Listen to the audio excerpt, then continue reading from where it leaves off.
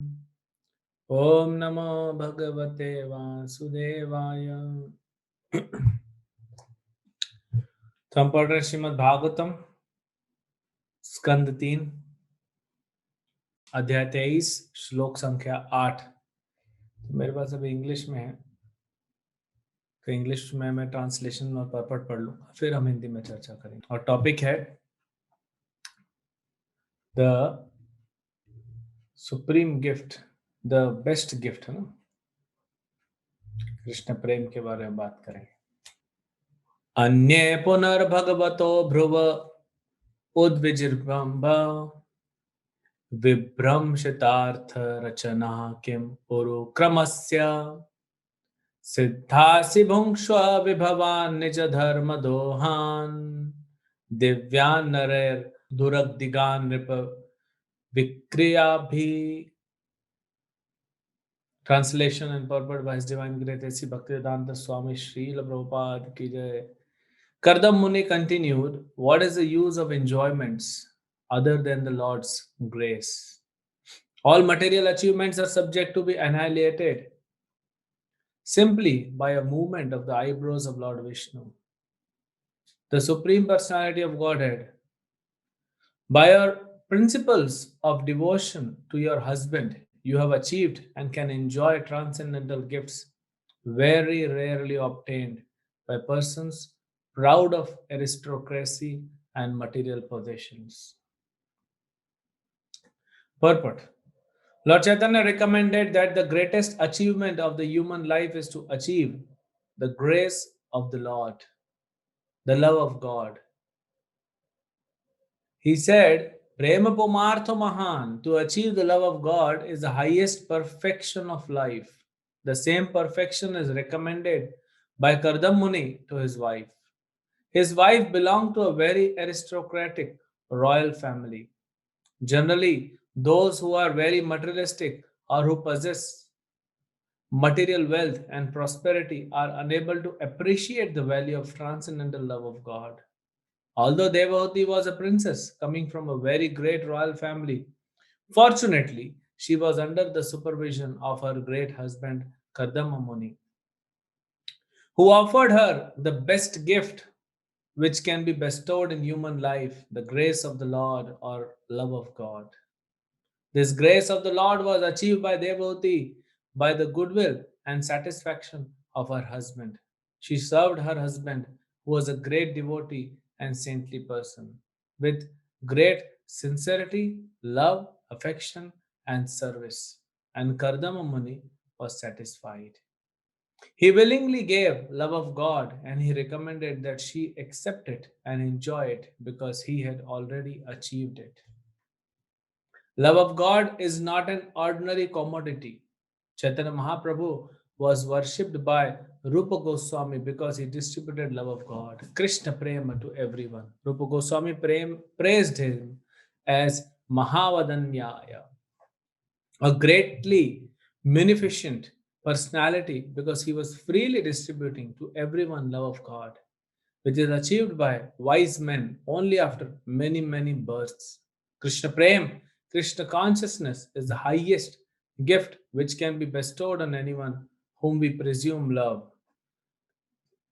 One word used in this verse, Nija Dharma Dohan, is very significant. Devahuti, as the wife of Kardam Muni, achieved an invaluable gift from her husband because she was very faithful to him. For a woman, the first principle of religion is to be faithful to her husband. If fortunately the husband is a great personality, then the combination is perfect. The lives of both wife and husband are at once fulfilled. Baharampur बहुत special स्थान है। आप देखेंगे ISKCON में बहुत मंदिरों में आपको बहरामपुर के भक्त जरूर मिलेंगे। अब वो बहरामपुर क्यों स्पेशल है, भक्त बताते हैं वहां के कि चैतन्य महाप्रभु वहां पे आए थे और 3 दिन रुके थे। और इतना कृष्ण प्रेम का स्टॉक छोड़ के गए हैं कि भक्त लोग आस्वादन भी कर रहे हैं और बांट भी रहे हैं। जैसे कर्दम मुनि यहाँ पे अपनी पत्नी देवहूति को कहते हैं कि मैंने तो कृष्ण प्रेम प्राप्त कर लिया, अब तुम भी ले लो। तो ये भक्तों का स्वाभाविक गुण होता है, पर दुख दुखी, दूसरे को जरूर देंगे। ये देने का स्वभाव होता है भक्तों का। भक्त लेने में विश्वास नहीं रखते, देने में। तो आज का हमारा टॉपिक बताया गया द बेस्ट गिफ्ट, और वो क्या है? प्रेम पुमार्थ महान। चैतन्य महाप्रभु कहते हैं प्रेम पुमार्थ महान। अगर थोड़ा बुद्धि लगाए ना हम लोग, इसलिए भगवान कहते हैं ना गीता में, बुद्धा भावन समान्विता, कि बुद्धिमान व्यक्ति क्यों भक्ति करेगा? अगर थोड़ा सा कोई बुद्धि लगा ले कि रोटी कपड़ा मकान खाना पीना ये ऐश्वर्य ये सब तो सबको अवेलेबल है।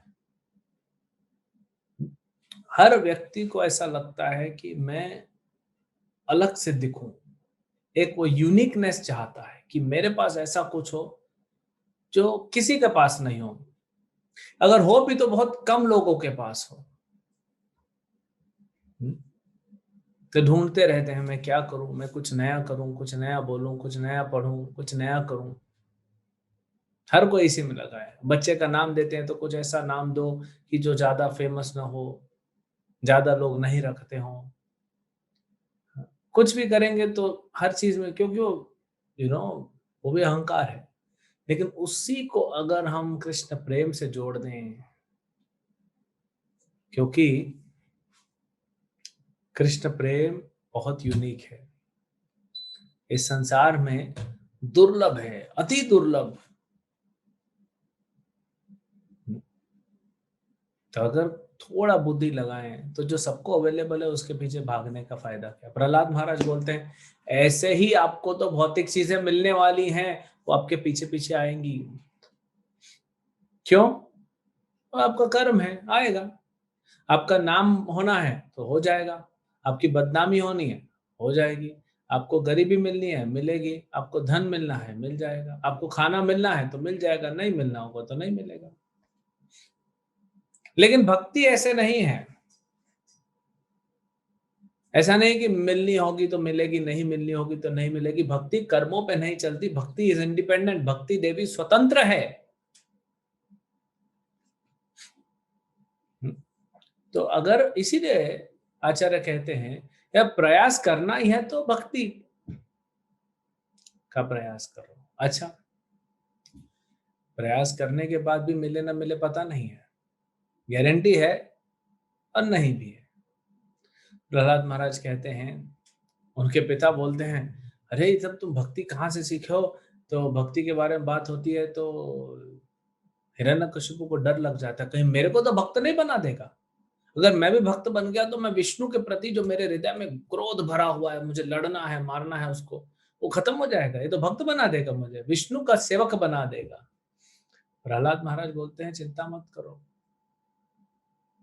अपने प्रयास से या अपने आप भक्ति तो आती नहीं, अपने प्रयास से भी नहीं आती, दूसरों की कृपा से भी नहीं आती, दोनों के कॉम्बिनेशन से भी नहीं आती। भक्ति आती कैसे है? भक्ति आती है साधु के चरणों में आश्रय लेने से। महान भक्तों के, जो भगवान के भक्त हैं, उनके चरणों में आश्रय लेने से हमको भक्ति मिलती है, और कुछ नहीं, और उसका कोई कारण नहीं हमको भक्ति मिलने का। इसलिए कहते हैं कि पदो राज्य अभिषेकम, हाँ रज अभिषेकम, कि महान वैष्णव के चरणों की धूलि से अभिषेक करना है अपने आप को, तब जाके भक्ति मिलेगी। इसीलिए तो चरण धूलि लेते हैं ना भगवान का और वरिष्ठ भक्तों का, कि वहीं से भक्ति मिलेगी। और इस श्लोक में पूरा, एक्चुअली बहुत अच्छा श्लोक सुना है आशीष प्रभु ने, क्योंकि इसमें कृष्ण कॉन्शियसनेस, जो भगवान का भक्ति के बारे में, कृष्ण भक्ति के बारे में सब कुछ दिया हुआ है। हाँ, जब परपट पढ़ा वाला इसमें तो सब कुछ है। किसको नहीं मिलेगी, किसको मिलेगी, कैसे मिलेगी, क्या करने से मिलेगी, क्या बेस्ट गिफ्ट है, इस श्लोक में सब दिया है। प्रभुपाद जी ने परपट में तो सब लिख दिया है। तो पहले कहते हैं हाँ, कि सबसे महान क्या है, वो है प्रेम पुमार्थो महान। पंचम पुरुष है ना, धर्म अर्थ काम मोक्ष, ये तो ठीक है, मनुष्य को करना भी चाहिए। ऐसा नहीं कि भक्त इससे दूर भागते हैं, भक्तों के लिए जरूरी है। लेकिन टारगेट क्या है? मोक्ष नहीं, टारगेट है प्रेम। कई बार भक्तों को लगता है कि पुराणों में, वेदों में ये जो विधियां दी गई हैं कर्मकांड की, इसको हम नहीं करेंगे तो फिर नुकसान हो जाएगा। ये प्रश्न तो अर्जुन ने भी पूछा भगवान से। भगवान बोले नहीं अर्जुन, तुम भक्ति करोगे तो ये सब अपने आप हो जाएगा। देखिए, आप भक्ति के विधि विधानों का नियम, जो नियम है भक्ति के या विधि है, उसको पालन कीजिए, उसमें सब आ जाता है।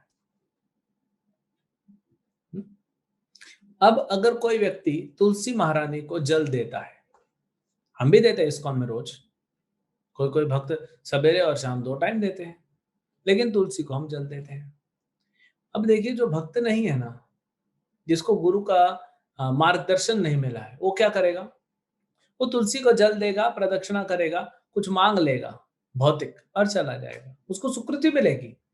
लेकिन वैष्णव जो है, भक्त जो है, जो गुरु का मार्गदर्शन में है, वो भी तुलसी को जल देगा, प्रदक्षिणा करेगा, प्रणाम करेगा, लेकिन मांगेगा क्या? सेवा अधिकार दिए करो निज दासी, मुझे अपना दास बना लो और सेवा दे दो।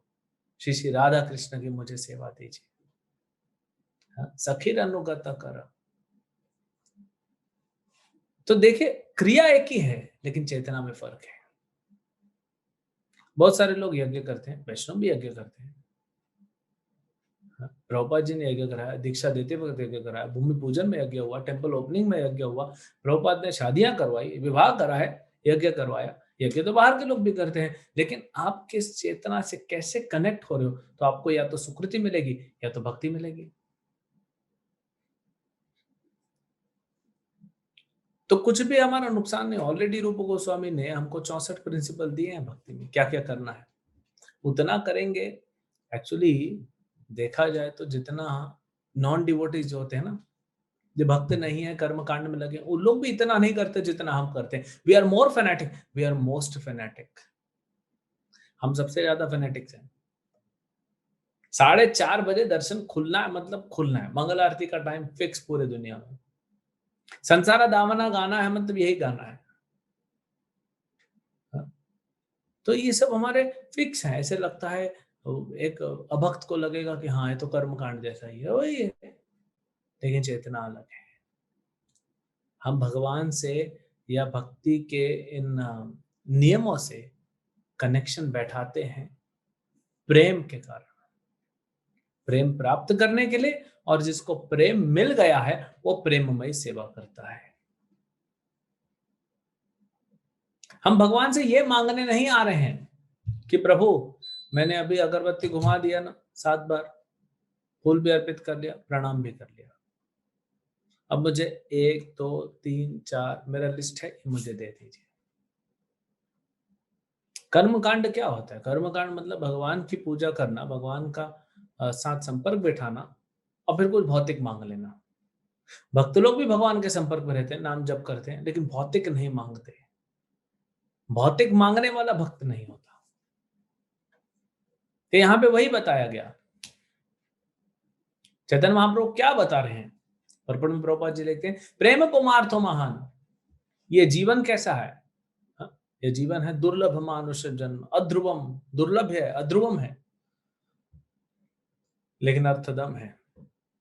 और क्या है वो अर्थ? वो क्या प्राप्त करना है? वही प्रेम प्राप्त करना। इस जीवन में रहते रहते अगर हमने कृष्ण का प्रेम प्राप्त कर लिया, बस हो गया।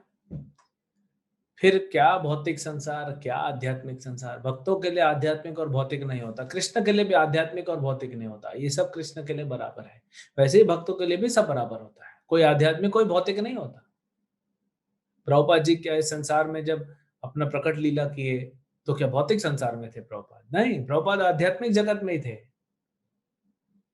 उनकी चेतना पूर्ण रूप से गोलोक वृंदावन बसी हुई है। वो तो आए हैं सेवा करने, लेकिन चेतना से प्रभुपाद जी एक जगह पे कहते हैं कि मैं न्यूयॉर्क में बैठा हूं, लेकिन हमेशा मेरा चेतना, मेरा स्मरण वृंदावन में रहता है कि कब जाऊंगा मैं वृंदावन। सेवा के लिए प्रभुपाद जी निकले। तो शुद्ध भक्तों के लिए भौतिक और आध्यात्मिक नहीं होता, सब कृष्ण का है। आप अपने पिता से ऑफिस में मिले या घर में मिले, थोड़ा रस का फर्क हो सकता है, लेकिन पिता तो वही है ना। ऑफिस भी पिता का है, घर भी पिता का है। बच्चा तो दोनों जगह खेलेगा, उसको भूख लगी तो खाएगा। उसके लिए थोड़ी फर्क है कि ऑफिस है कि घर है। तो इसीलिए हमको प्रेम प्राप्त करना। अब करदम मुनि भी अपनी पत्नी देवहूति, माता देवहूति से कहते हैं कि तुम प्रेम, कृष्ण प्रेम प्राप्त करो। अब देखिए श्लोक में क्या कहते हैं। कहते हैं निज धर्म दोहान दिव्यान नरे दुरगदिगान नृप विक्राभी विक्रियाभी।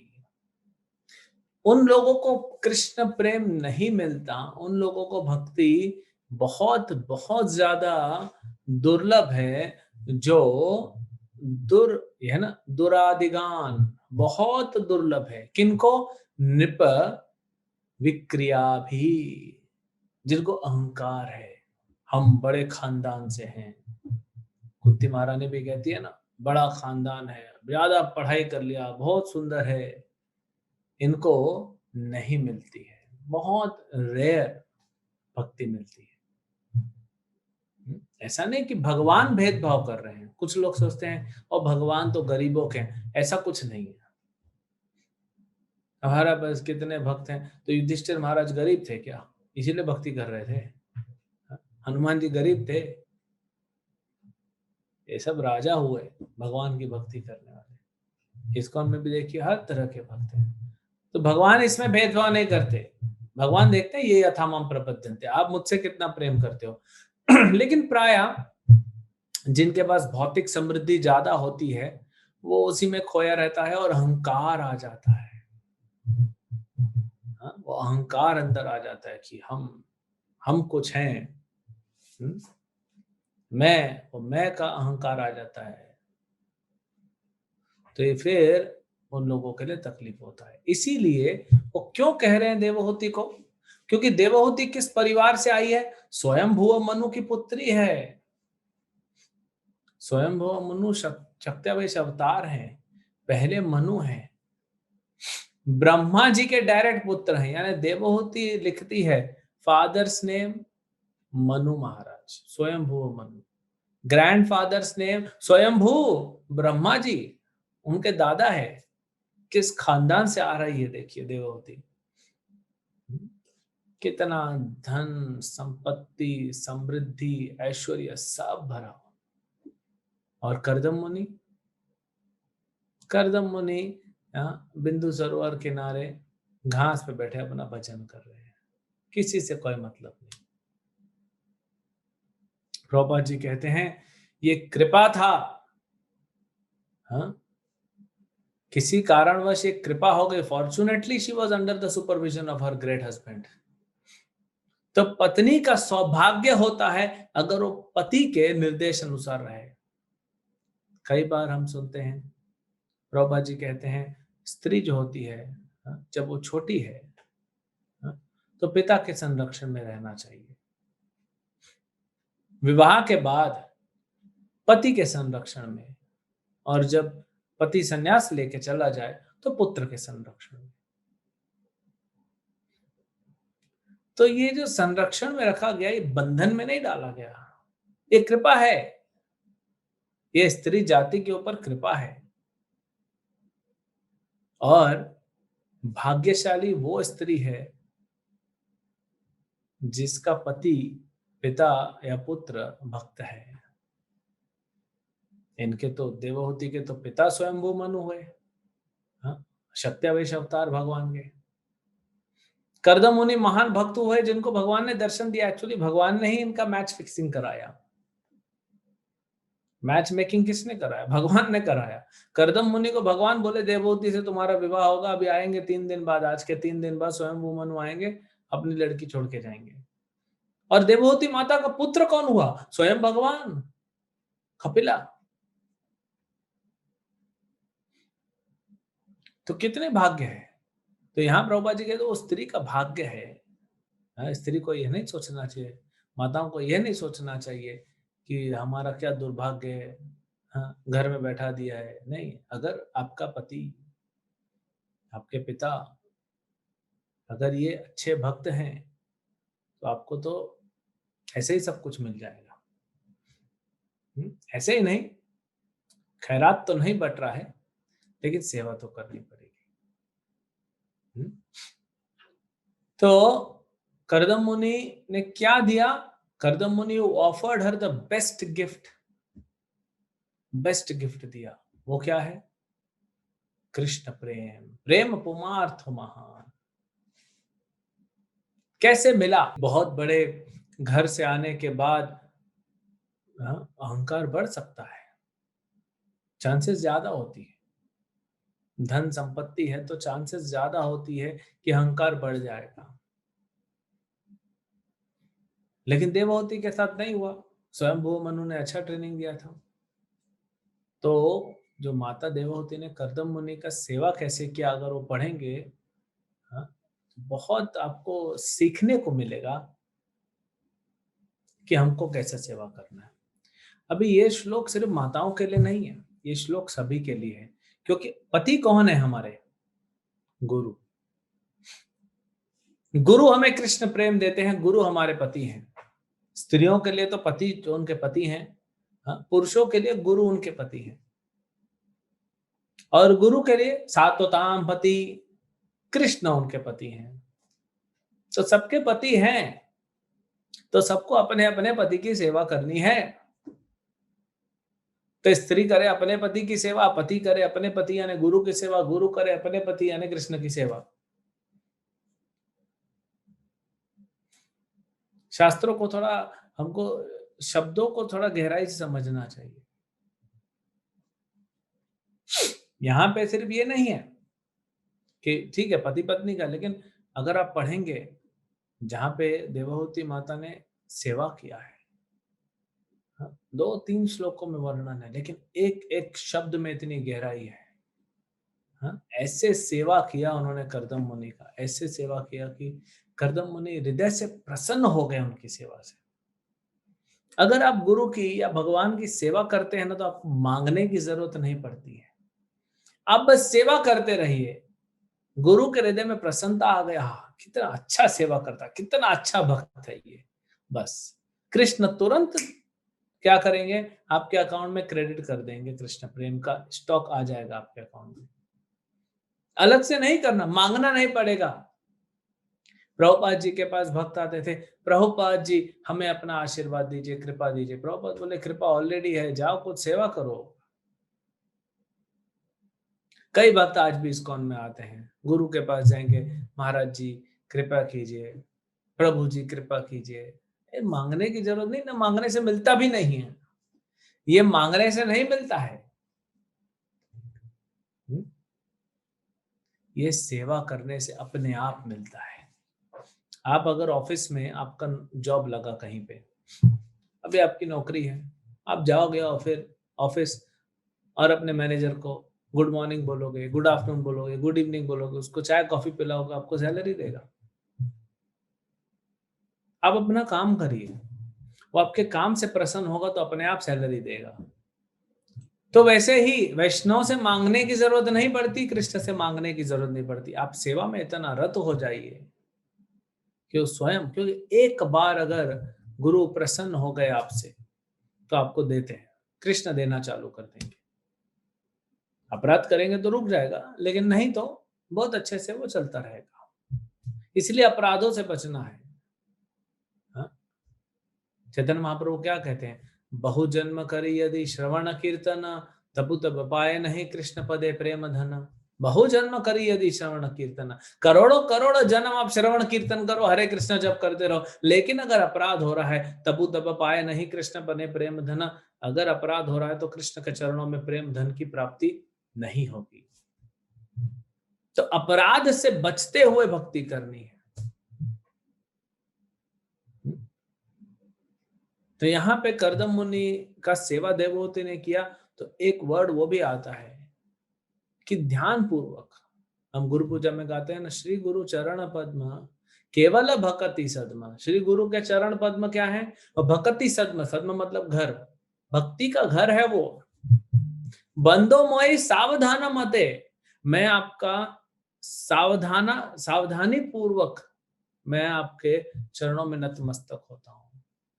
किसी की भी सेवा करें ना, बहुत सावधानी बरतनी चाहिए। देवहूति के बारे में भी ये शब्द आया है कि बहुत सावधानी से उसने अपने पति का सेवा किया, और अब पति प्रसन्न हो गए सेवा से। और देखिए क्या दे रहे हैं, कृष्ण प्रेम भी दे रहे हैं और कृष्ण भी दे रहे हैं। भगवान कपिल देव को पुत्र बना के दे दिए देवहूति को, और क्या चाहिए। कर्दम मुनि का अब देखिए भक्ति कितनी प्रगाढ़ है, कृष्ण को पुत्र बना दिया अपना। तो यहाँ पे लिखते हैं Prabhupada ji, she served her husband, Devahuti ने कैसे कैसे सेवा किया।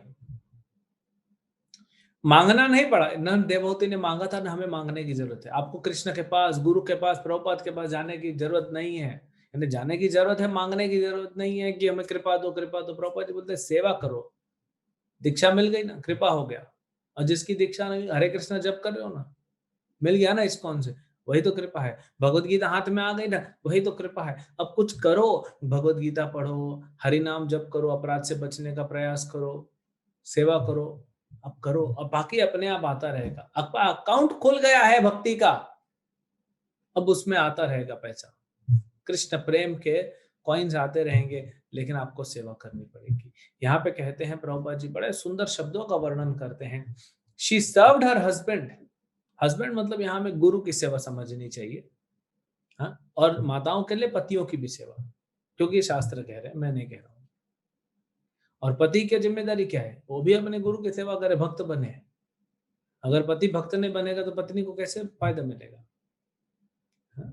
और इसका मतलब ये भी नहीं है कि आज मॉडर्न जमाना हो गया, आज ये भी नहीं बोल सकते कि जो पत्नियां हैं, जो माताएं हैं, वो पतियों का सेवा करें और अपना जप न करें। ना अपना जप भी करना पड़ेगा, अपना भजन करना पड़ेगा।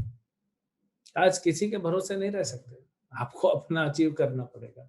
तो यहाँ कहते हैं she served her husband who was a great devotee and saintly person. कैसे कैसे सेवा किया, 4 शब्दों का प्रयोग कर रहे हैं प्रभुपाद जी।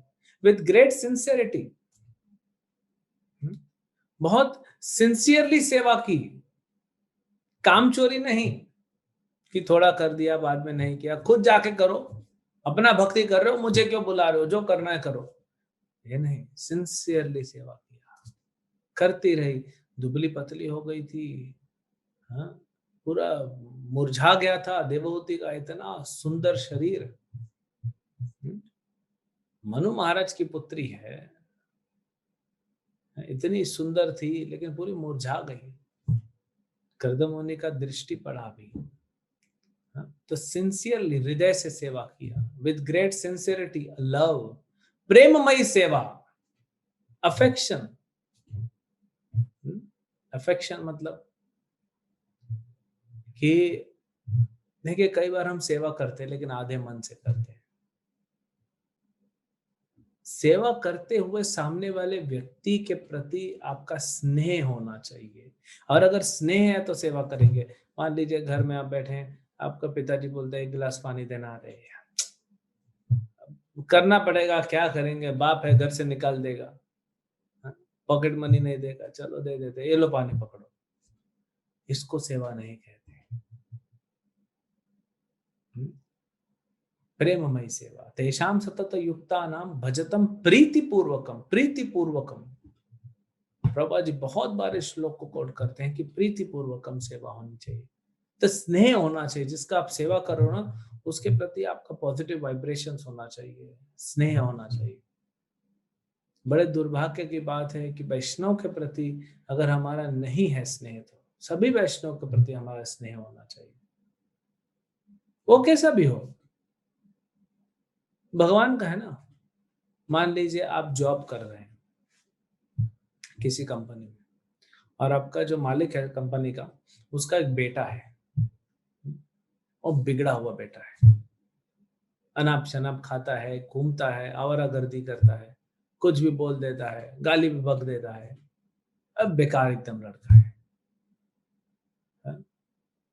उसके पिताजी उसको गाली देते रहते हैं और फिर भी सुधर नहीं रहा है। क्या आप उस कंपनी के नौकर हैं, उसका बेटा को गाली दे सकते हैं? नहीं दे। बाप भड़क जाएगा, है ना।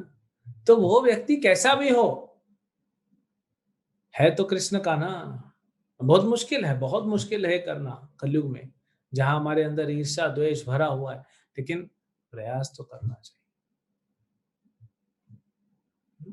तो वो अफेक्शन होना चाहिए, स्पेशली जिसकी सेवा कर रहे हैं तो उसके प्रति हमारे हृदय में भाव होना चाहिए। श्रील भक्तिनाथ ठाकुर कहते हैं 4 अनर्थ हैं जिसके कारण हमारा जप नहीं हो पा रहा है।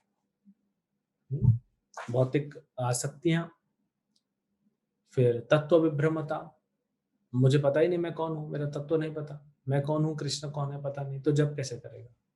और एक है उदासीनता, एपैथी। उदासीनता मतलब हम जप कर रहे हैं हरे कृष्ण कृष्ण कृष्ण हरे हरे, हरे राम राम राम हरे हरे, लेकिन कुछ भाव ही नहीं है, कुछ कनेक्शन ही नहीं फील कर रहे हैं, मैकेनिकल जप। हालांकि नहीं करने से अच्छा है। हमारा कैसे होता है, कभी अच्छा भाव होता है, कभी नहीं होता, कभी अच्छा, बट जब तो करना ही हमको, वो तो एज ए ड्यूटी है। और जब करते रहेंगे, सुनते रहेंगे, तो भाव भी उत्पन्न होगा। कोई भक्त कहता है कि हमारे अंदर भाव नहीं आता जब करते समय, तो जब करते समय हम सुनेंगे, सुनते सुनते सुनते सुनते हृदय शुद्ध होगा, भाव प्रकट होगा। ये भी एक अनर्थ है, ये भी एक रुकावट है। और चौथा है हृदय दौर्बल्यता। तो ये जो उदासीनता है, हम उदासीन है, तो वैष्णव की सेवा करते वक्त उदासीन नहीं होना चाहिए कि ठीक है कर दिया। नहीं, ये वैष्णव है, भगवान का भक्त है, ये वैकुंठ जाने वाला है बहुत जल्दी, इसका मैं अच्छे से सेवा करूं, ये भाव होना चाहिए। इसको बोलते हैं अफेक्शन एंड सर्विस। और इन 4 कारणों से, ये 4 प्रकार की सेवा करने से, 4 भाव से सेवा करने से कर्दम मुनि प्रसन्न हो गए। And he willingly gave love of God, इच्छा से, अपनी इच्छा से मांगा नहीं देवहूति ने, एप्लीकेशन फाइल नहीं किया कि मुझे कृष्ण प्रेम दीजिए, मैं आपकी पत्नी हूं, मैंने आपके लिए इतना इतना सेवा किया है, गिन के बता रही है। और क्या कह रहे हैं, he recommended that she accept it and enjoy it। Kardam मुनि ने कहा इसको लो, स्वीकार करो, और आनंद में रहो, मस्त रहो, क्योंकि मुझे तो मिल गया, अब तुम भी इसको ले लो। अब कृष्ण प्रेम साधारण वस्तु नहीं है।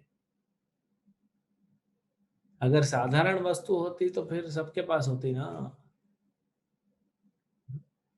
नहीं है। रूप गोस्वामी जब ये महाप्रभु को प्रणाम करते हैं, कहाँ पे, प्रयागराज में,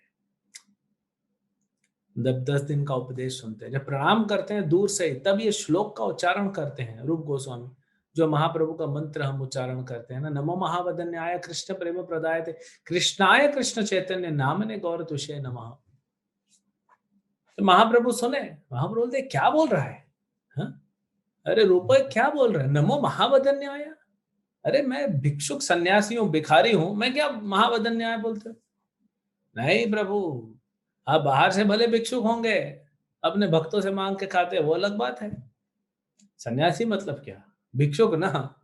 प्रभुपाद जी का लेटर हेड में क्या लिखा रहता था, हम भिक्षुक त्रिदंडी। तो भिक्षुक होते हैं, सन्यासी मतलब भिक्षुक। और रूप गोस्वामी बोलते नमो महावदन्याय, अब वदन्याय नहीं, महावदन्याय हो, महादानी हो। रूप गोस्वामी को चैतन्य महाप्रभु आंखों से देखते क्या बोल रहा है, मैं क्या दान कर दिया, मैं तो खुद मांग के खाता हूं। नहीं, कृष्ण प्रेम प्रदायते, आप कृष्ण प्रेम देते हो, कृष्ण प्रेम आप देते हो, जो कि सबसे दुर्लभ वस्तु है पूरी सृष्टि में। वो कृष्ण प्रेम को ऐसे बांट रहे हो, हलवा बांटने के जैसे। ऐसे बांट रहे हो आप। कृष्णाय, आप कृष्ण हो, नाम कृष्ण चैतन्य है लेकिन आप कृष्ण हो। महाप्रभु बोलते हैं अरे कृष्ण श्याम वर्ण का है, मैं गोरा हूं, मैं कैसे कृष्ण हो गया। कृष्णाय कृष्ण चैतन्य नाम तुषे, गौर तुषे, कि वो आप गोरे हो लेकिन आप वही कृष्ण हो। तो यहाँ पे वही बताया क्यों महावदन्य रूप गोस्वामी बोलते हैं, क्योंकि कृष्ण प्रेम बांट रहे हैं। कई बार हमारे भक्त जो सेवा करते हैं मंदिरों में, हाँ, चाहे ब्रह्मचारी चाहे गृहस्थ, फेस्टिवल्स में जब आते हैं, अभी तो सब लॉकडाउन है, फेस्टिवल्स में जब आते हैं सेवा करने तो कई बार बहुत प्रसाद होता है। अब बांटना है आपको, आप सबको बांटना चाहते हो, हृदय खोल के बांट रहे हो, नहीं भी आता है तो पकड़ पकड़ के बुला बुला के बांट के लाते हो। तो चैतन्य महाप्रभु ने ऐसे कृष्ण प्रेम बांटा, क्योंकि उनके पास तो फैक्ट्री है ना कृष्ण प्रेम का, वो तो बनाते हैं कृष्ण प्रेम, स्पेशली राधा रानी का भाव है, इसीलिए कृष्ण तो किसी को कृष्ण प्रेम नहीं दे सकते, भक्ति ही दे सकते हैं, और भक्तों में सर्वश्रेष्ठ है श्रीमती राधिका, तो इसीलिए तो बांट रहे हैं, हाँ? दोनों हाथों से बांट रहे हैं। तभी चैतन्य महाप्रभु को रूप गोस्वामी क्या बोलते हैं, नमो महावदन्याय।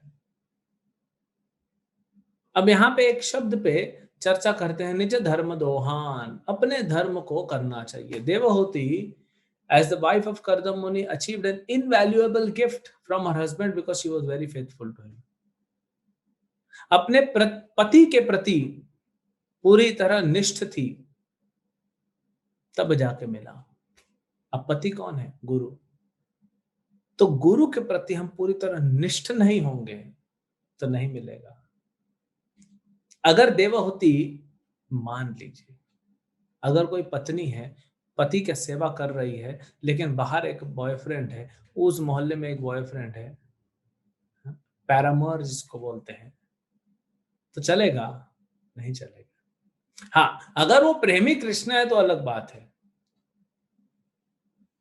वो तो भगवान चैतन्य महाप्रभु स्वयं कहते हैं पति के अलावा वो प्रेमी सिर्फ कृष्ण होना चाहिए, नहीं तो पति ही होना चाहिए ना। तो वैसे ही गुरु है, गुरु में हमारी पूरी निष्ठा होनी चाहिए, इधर उधर भटकना नहीं चाहिए। हमारा मन कभी इधर जा रहा है, कभी उधर जा रहा है, इधर जा रहा है। आपको पता है शास्त्रों में कहा गया है, कोई पत्नी है, वो पति के सेवा में रह रही है, साथ में रह रही है, वो किसी पराये पुरुष को देख के ये भी नहीं बोलेगी कि वो कितना अच्छा है, मेरा पति अच्छा है लेकिन वो भी अच्छा है, कभी नहीं बोलेगी, उसको वैश्या कहा गया है। अब आज इस डेफिनेशन को आप बोल भी नहीं सकते, पब्लिक मारेगी आपको, लेकिन शास्त्रों में है। ये देखिए भागवतम में इसका वर्णन आता है, जब च्यवन ऋषि की शादी हो गई, च्यवन ऋषि बूढ़े थे, उनकी विवाह किसके साथ, तो सुकन्या के साथ। च्यवन ऋषि ने अपनी भक्ति करके अपने देवताओं को प्रसन्न किया। कौन देवता आए थे, अश्विनी कुमार, उनको जवान कर दिए, पूरे जवान हो गए च्यवन ऋषि। सुकन्या आई तो च्यवन ऋषि आते उसको आलिंगन करने के लिए, सुकन्या दूर भगा देती है, भागो इधर से, कौन हो तुम, हाँ? मैं एक विवाहिता स्त्री हूं, तुम आके मेरे पास क्यों आ रहे हो।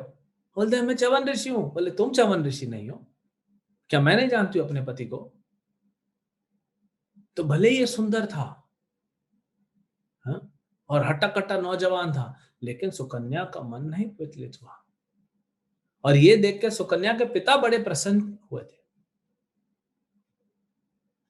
तो अगर किसी स्त्री का पति कैसा भी है, हाँ, गरीब है, मिडिल क्लास है, अमीर है, अपर मिडिल क्लास है, जो भी है, हैंडसम है, नहीं है, लंबा है, छोटा है, उसकी आंख है, हाँ, काड़ा है, भेंगा है, जो भी है वही है।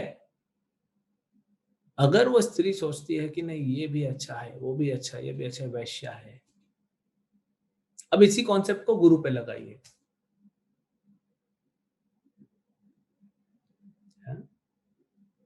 आपने गुरु से दीक्षा ले ली, गुरु को स्वीकार कर लिया, हाँ, अभी वैष्णव का गुणगान कर सकते हैं, ऐसा नहीं है। जैसे इस्कॉन में तो बहुत सारे गुरु हैं, सभी प्रामाणिक हैं, सभी गुरु प्रामाणिक है, इस्कॉन संस्था प्रामाणिक है, सारे गुरु प्रामाणिक है सारे वैष्णव हैं, दूसरे वैष्णव कोई अच्छा गाता है, ऐसा नहीं बोल रहे हम कि कोई वैष्णव मंगल आरती आप अटेंड करने जा रहे हो, कोई वैष्णव गा रहा है तो अब ये नहीं बोल सकते मैं इसके बारे में कुछ नहीं बोल सकता। नहीं, वो अच्छा गा रहा है, वैष्णव है, वो अपने परिवार का है। लेकिन आपको अपना जीवन यापन करना है अपने गुरु के निर्देश अनुसार। इसको बोलते हैं फेथफुल, इसको बोलते हैं सती। और सती कौन हो सकता है? जिसकी मति कृष्ण में और गुरु में लग गई हो, वो सती है। और उसको गति क्या मिलती है? वैकुंठ लोक। और जो सती नहीं है, जिसकी मति कृष्ण में नहीं लगी और कहीं लगी हुई है, तो वो क्या हो जाएगा? वो सती नहीं, असती हो जाएगी और उसकी दुर्गति हो जाएगी। भीष्म पितामह समझाते हैं। रूप गोस्वामी भी बोलते हैं, जो 64 प्रिंसिपल सिद्धांत उन्होंने भक्ति के दिए हैं, प्रिंसिपल्स दिए उन्होंने भक्ति के। पहला तो गुरु पादाश्रय, गुरु का शरण लो। दूसरा है शिक्षा एंड दीक्षा, गुरु से कृष्ण नाम में शिक्षा लो और दीक्षा लो। तीसरा है गुरु का सेवा करो। चौथा है अन्य वैष्णव का सेवा करो गुरु के मार्ग अनुसार, गुरु के मार्गदर्शन अनुसार।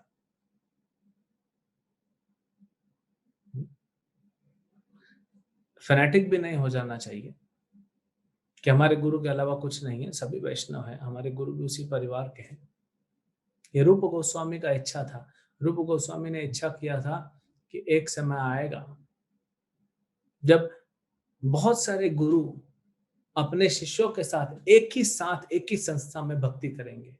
रूप गोस्वामी ने विजन दिया था और प्रभुपाद ने उसको पूरा किया। आज पूरे विश्व में प्रभुपाद जी के शिष्य अनेकों अनेक गुरु हैं और उनके शिष्य हैं और सब साथ में रह के भक्ति कर रहे हैं। यही रूप गोस्वामी का इच्छा था, जिसको प्रभुपाद जी ने पूरा किया। अलग से मांगने की जरूरत नहीं पड़ेगी प्रभुपाद को। ऐसे ही तो प्रभुपाद तो महाभागवत वैष्णव है, लेकिन और कृपा मिलती जाती है, क्योंकि कृपा और भक्ति का तो कोई लिमिट नहीं है ना।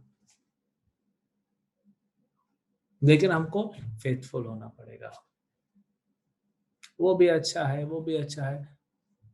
चारों, इवन परंपरा, 4 परंपरा है। आप रामानुज परंपरा में श्री संप्रदाय में जाइए, उनके हिसाब से लक्ष्मी नारायण सर्वश्रेष्ठ है, नारायण ही सर्वश्रेष्ठ है। क्यों? क्योंकि उनको रामानुजाचार्य ने वही दिया है शिक्षा। आप उनको बोलिए कृष्ण सर्वश्रेष्ठ है, इधर आ जाओ, नहीं आएंगे। बल्कि लॉजिक शास्त्रों के हिसाब से तो कृष्ण नारायण के भी आदि है ना, लेकिन वो नहीं आएंगे और नहीं आना चाहिए, क्योंकि उनके गुरु ने वही दिया है। तो ये हमको, ये जो है फेथफुल, ये बहुत important. For the woman the first principle of religion is to be faithful to her husband, and for a disciple first principle of religion is to be faithful to his or her spiritual master. Prabhupada ji हैं, हमारे गुरु हैं, प्रभुपाद हैं,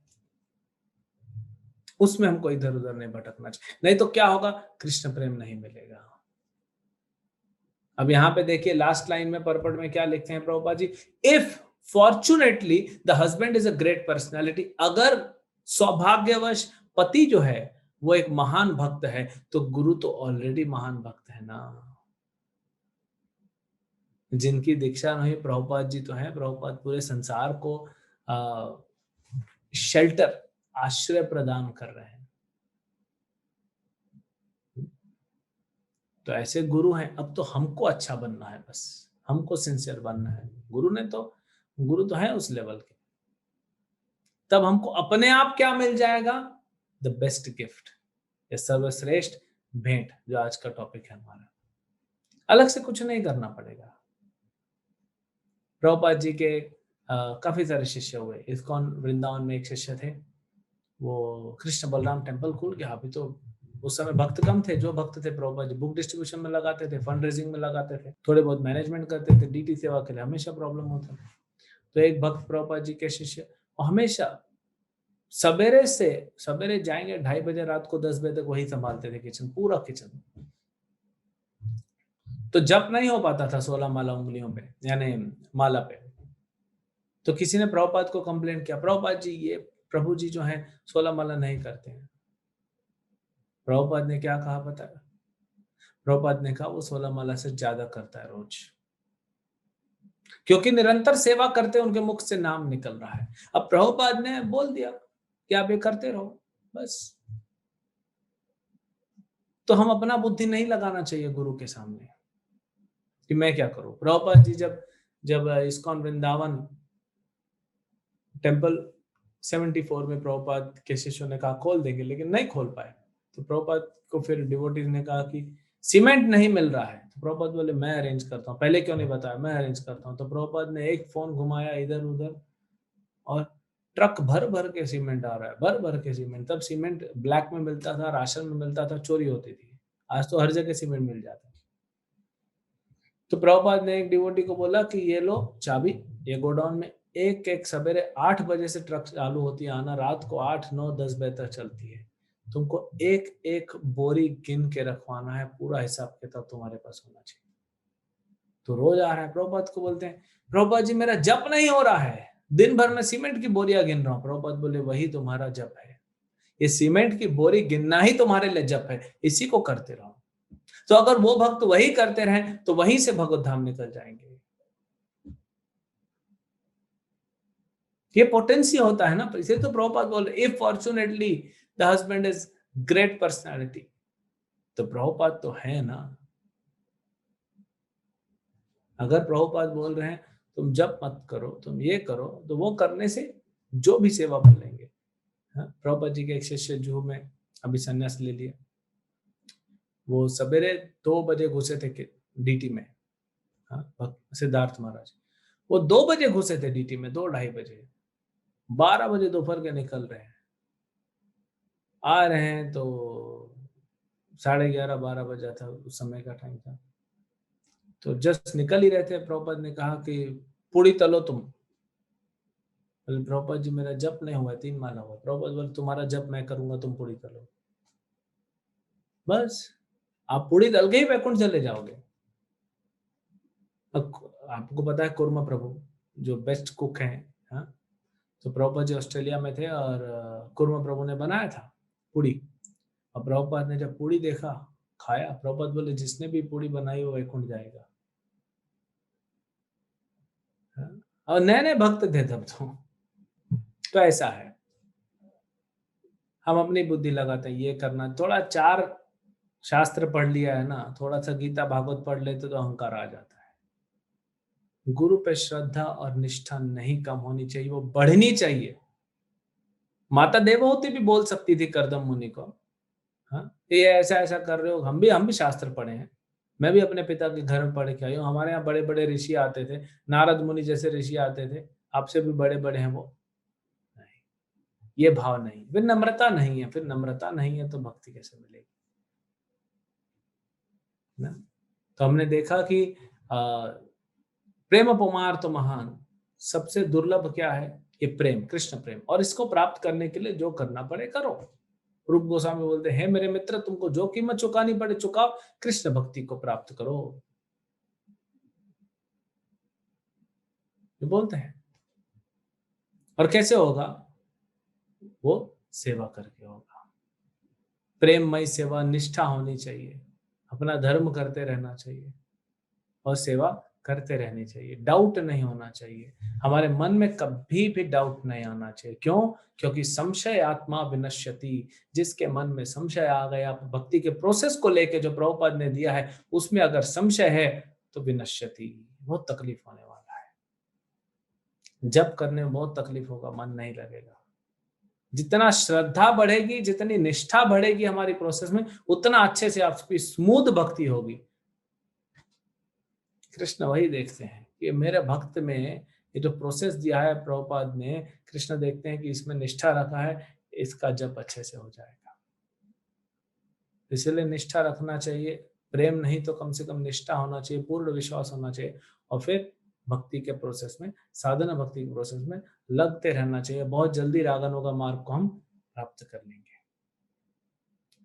हरे कृष्ण। ग्रंथराज श्रीमद् भागवतम की जय, श्रील प्रभुपाद की जय। प्रभु जी एक प्रश्न है कि आपने जैसे बताया श्रद्धावान बनने के लिए, फेथफुल, तो उसका मतलब क्या होता है? हम हमारे अंदर मतलब जो गुरु के प्रति शरणागति है, जो भाव है, वो कैसे मतलब हम विकसित कर सकते हैं? क्या करना है? श्रद्धा का मतलब होता है गुरु जो कह रहे हैं, हमको पूरा विश्वास है कि अगर मैं ये करूंगा तो कृष्ण की प्राप्ति होगी। अपना दिमाग नहीं लगाना। नहीं नहीं, कृष्ण ने तो गीता में ये कहा है, भागवतम में ये लिखा है, लेकिन मेरे गुरु महाराज ये बोल रहे हैं। वो आपका मतलब नहीं है दिमाग लगाना। आपको गुरु महाराज भगवत धाम लेके जाएंगे ना। अगर गीता पढ़ के, भागवत पढ़ के, ये नहीं कि नहीं पढ़ना है, लेकिन प्रभुपाद जी स्वयं लिखते हैं चौथे अध्याय के 34 नंबर श्लोक में, तद विधि प्रणिपाते ना, इस श्लोक में प्रभुपाद जी तात्पर्य में लिखते हैं, independent study of books is not recommended, will not help you. तो ग्रंथ भी पढ़ने हैं तो गुरु के आश्रय में रह के पढ़ने हैं, इंडिपेंडेंटली नहीं पढ़ने। ऐसे तो प्रभुपाद जी ने सारे ग्रंथ लिखे हैं, उसमें भी कहा हमारा कई बार श्रद्धा हिल जाता है। प्रभुपाद जी बोल रहे हैं तात्पर्य में, उसमें हमको डाउट आ जाता है, ऐसा होगा क्या, ऐसा होगा क्या। तो श्रद्धा निष्ठा जो है, मतलब ये विश्वास होना कि गुरु और आचार्य जो कह रहे हैं वो करने से हम भगवत धाम जाएंगे। जैसे छोटा बच्चा होता है, उसको माँ दूध पिलाती है, वो नहीं पूछता है अपनी माँ को, दूध के बारे में क्वालिटी में क्वेश्चन नहीं उठाता है, पूर्ण तरह आश्रित है, इसीलिए उसका पोषण होता है। बड़ा भी हो जाता है, थोड़ा बड़ा हो जाता है कुछ महीनों का, उसको माँ जो खिलाती खा लेता है। वो ये नहीं बोलता है कि ये नहीं वो नहीं, वो थोड़ा अलग हो जाता है। थोड़ा बड़ा होने के बाद मैं ये नहीं खाऊंगा वो खाऊंगा, ये नहीं खाऊंगा वो खाऊंगा, फिर और बड़ा होता है तो बाहर खाने लग जाता है। तो ऐसा नहीं होना हमको, हम छोटा बच्चा ही बन के रहना चाहिए। जैसे छोटा बच्चा माँ दूध पी रहा है, जो खिला रही दूध में वो, अब पार्ले जी बिस्किट, कई बार होता है ना बच्चों को छोटे कटोरी में दूध डाल के एक बिस्किट डाल के खिलाते हैं, 4-5 महीने का होता है। अब वो पार्ले जी बिस्किट हो या ब्रिटानिया का मैरी गोल्ड हो या कोई बिस्किट हो या ना हो या सूजी का टोस्ट हो, जो खिला रही है माँ, बच्चा खाता है, इसी से उसका पोषण होता है। तो जो हमारे गुरु हमारे आचार्य ने कहा है, बस मुझे और किसी से कोई मतलब नहीं है, मैं यही करूंगा, जो होगा होगा, मैं यही करूंगा। इसको कहते हैं निष्ठा, इसको कहते हैं गुरु निष्ठ होना।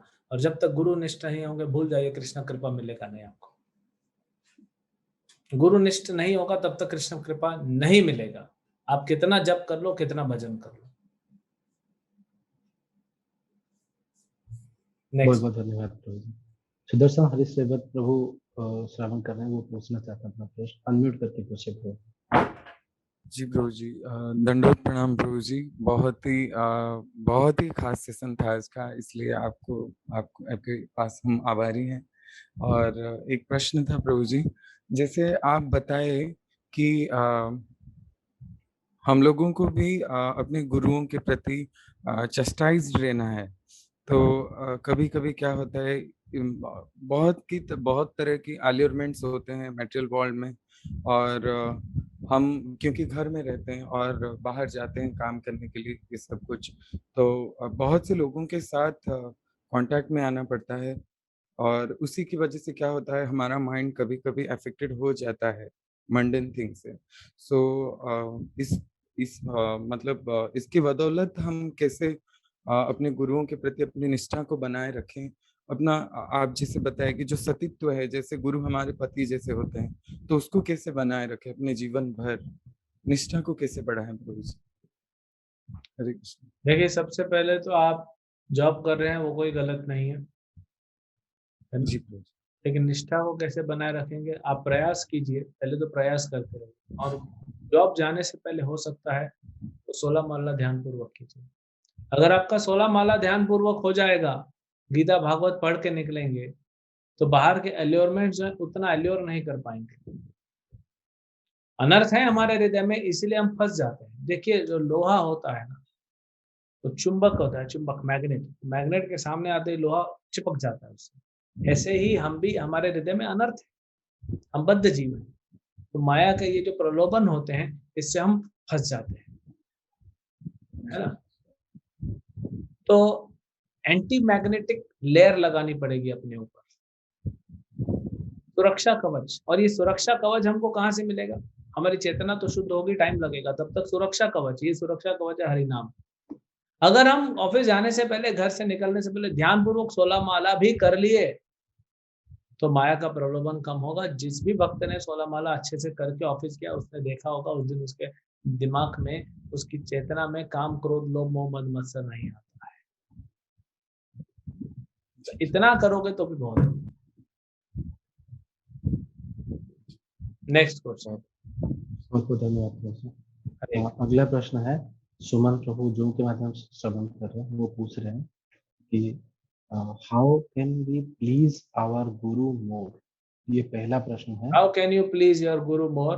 गुरु को हम कैसे प्रसन्न कर सकते हैं? बड़ा सरल है। सबसे पहला, ध्यान पूर्वक जप कीजिए। प्रभुपाद जी कहते हैं गुरु के दिए हुए सारे निर्देशों में सबसे पहला होना चाहिए हम 16 माला का जप करें। तो ध्यान पूर्वक जप करना ये पहली सीढ़ी है, और बाद में आपको सब मिलता जाएगा। गीता पढ़ो, भागवत पढ़ो, लेक्चर सुनो, भगवान को भोग लगा के प्रसाद खाओ, भक्तों का संग करो, मंदिर में सेवा करो। मंदिर अभी लॉकडाउन है तो हफ्ते में एक बार जाओ, जो भी होता है सेवा करो, घर को मंदिर बनाओ। लेकिन 16 माला के बाद ये सब आ जाएगा अपने आप। तो अगर गुरु को प्रसन्न करना चाहते हैं, गुरु को क्या चाहिए? गुरु को पैसा नहीं चाहिए, आपका पैसा नहीं चाहिए, गुरु को आपका प्रणाम नहीं चाहिए। गुरु को चाहिए कि आपका उद्धार हो जाए। इसलिए तो गुरु बनाया आपने, और इसलिए गुरु ने आपको दीक्षा दिया या स्वीकार किया कि आपका उद्धार हो जाए। यही गुरु का भाव है ना।